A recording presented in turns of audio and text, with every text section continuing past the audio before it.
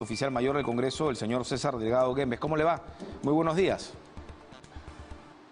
Muy buenos días. Muchas gracias por atender nuestro llamado. Bueno, aquí se han dicho muchas cosas, hemos escuchado aquí en TV Perú, que es el canal de todos los peruanos, todas las voces, ¿verdad? Desde el Ejecutivo y desde el Legislativo. En su opinión, ¿ha habido denegatoria y su experiencia, obviamente, ¿ha habido denegatoria de confianza ayer en el Pleno? En el Pleno, ¿te refieres al rechazo de plano que ha realizado la mesa directiva? Eso no es un acto del Pleno, es un acto de la mesa De la directiva. mesa directiva, correcto. De Pleno en la mesa Bueno, directiva, sí. no quisiera que basaras tu referencia en mi opinión ni en mi experiencia. Yo me limitaría a citar lo que señala la primera disposición complementaria final de la ley 31355, que es la ley vigente y que además tiene total constitucionalidad de acuerdo a lo que hizo el tribunal en su sentencia.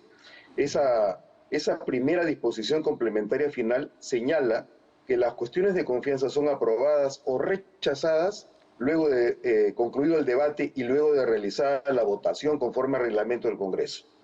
El resultado de la votación, dice la primera disposición complementaria final de la ley 31355, es comunicado expresamente al Poder Ejecutivo mediante oficio para que surta efecto.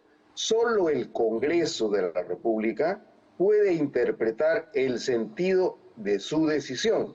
¿En qué parte de lo que señala la ley es en la que se pondría el Poder Ejecutivo para poder interpretar algo diferente a lo que ya se le comunicó, de acuerdo a lo que dispone el inciso D del artículo 86 del reglamento del Congreso, que precisamente faculta a la mesa directiva para rechazar de plano, como lo ha hecho, con un acuerdo de mesa en el que constan todas las consideraciones, argumentos y fundamentos para entender que esa cuestión de confianza era improcedente. Y no solamente improcedente en la percepción del Congreso, sino que además, como se señala coincidentemente, el propio Tribunal Constitucional el día de ayer emite una sentencia declarando la plena constitucionalidad de la ley, que el Poder Ejecutivo pretendía que se derogue como la cuestión de confianza.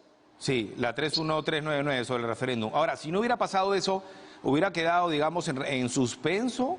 ¿O aún así usted considera que el Congreso actuó bien, no declarando la admisión de esa cuestión de confianza? No, es independiente de lo que haya Es hecho el independiente. Tribunal Constitucional, porque era una facultad del Congreso. En todo caso, si el Congreso calificara que esa cuestión de confianza era improcedente, pero el Tribunal Constitucional hubiese declarado la inconstitucionalidad de la ley 31399, todo lo que habría ocurrido habría sido que hay una discrepancia y esta discrepancia permitiría que posteriormente Correcto. hubiera un intento distinto. Pero tal como están las cosas, el Congreso ha actuado en plenitud de facultades y además dentro del marco de una ley que el propio Tribunal Constitucional, a instancia del Poder Ejecutivo, ha declarado constitucional.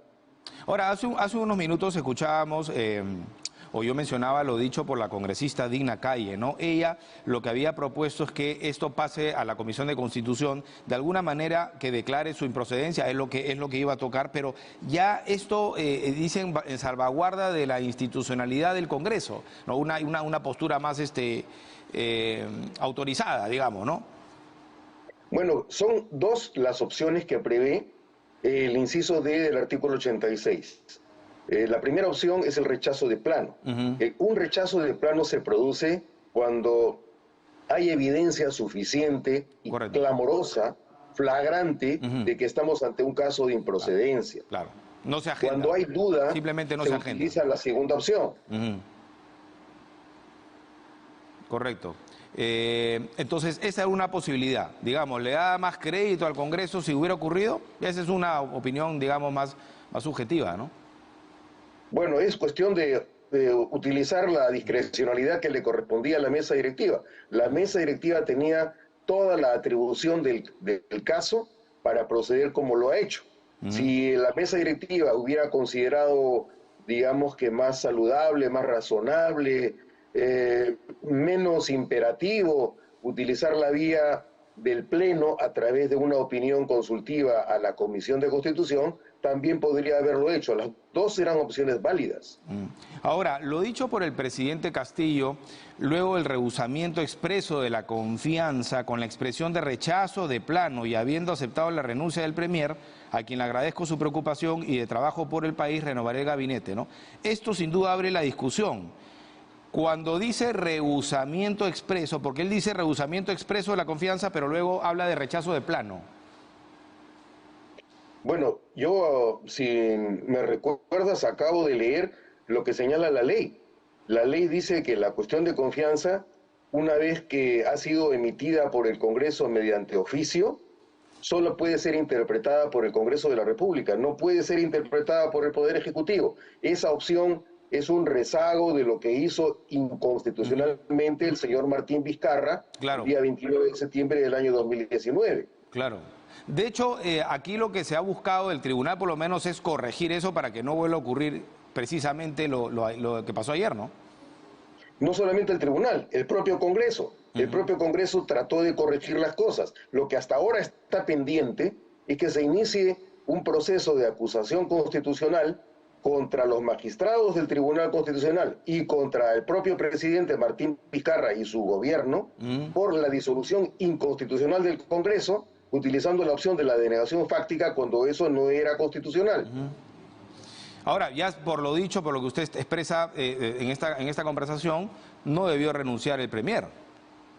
Es que los ministros pueden renunciar voluntariamente. Antes, cuando en el Perú no existía la cuestión de confianza, cuando un ministro pedía que se aprobara una norma y el Congreso no la aprobaba, esto motivaba que algunos ministros renuncien voluntariamente porque entendían que su alternativa, su política, su declaración, sus actos, no habían satisfecho la confianza del Congreso. Esa es la relación que existe entre el gobierno y el Congreso de la República.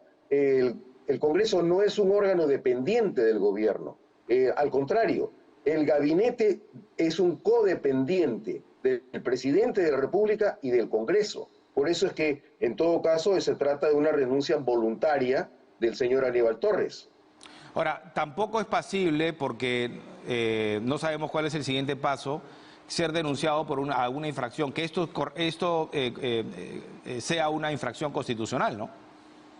Bueno, cabe varias interpretaciones, porque si recordamos el contexto en el que se presenta la cuestión de confianza del señor Aníbal Torres, esta cuestión de confianza ha sido resultado de que la primera se le comunicara mediante también un oficio de la mesa directiva de que resultaba inatendible. Y además esa resolución se basó en que había sido previamente archivado el proyecto respecto del cual él solicitaba la cuestión de confianza. Entonces, pareciera que esto ha obedecido a una escalada, a una estrategia con el propósito de buscar que se produzcan situaciones en las que el Congreso pueda negar la confianza y así lograr la disolución del Congreso. Entonces, eso son elementos, son datos, son hechos que se pueden interpretar. Se puede interpretar porque el Movimiento Integridad, ayer lo conversábamos con el asesor jurídico del presidente Castillo, presenta esta denuncia, dice por ilegal, ¿no? O sea, porque simplemente el hecho de que el Premier haya cometido una ilegalidad al pedir la cuestión de confianza. Bueno, es que las ilegalidades pueden ser interpretadas de muchas maneras. Puede tratarse de un error, también puede tratarse de un problema físico o neurológico del señor Aníbal Torres, porque aparentemente su insuficiente control de las emociones podría deducir que se trata de un problema vascular. No lo sé, pero en principio, si quieren presentar una acusación constitucional, pueden hacerlo, tendrán que evaluarlo y a partir de eso se definirá si es que se lo sanciona o si no se lo sanciona. Correcto.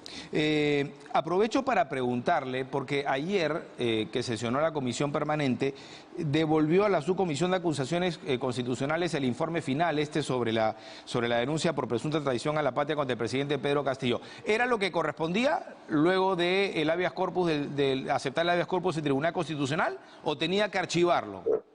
No, no, no. Bueno, de lo que se trata es de que hay un proceso en curso en el Congreso y que el Tribunal Constitucional, al abocarse al habeas corpus, a mi juicio, se ha excedido porque se ha pronunciado sobre el fondo del asunto cuando el Congreso aún no había deliberado ni votado el fondo del asunto.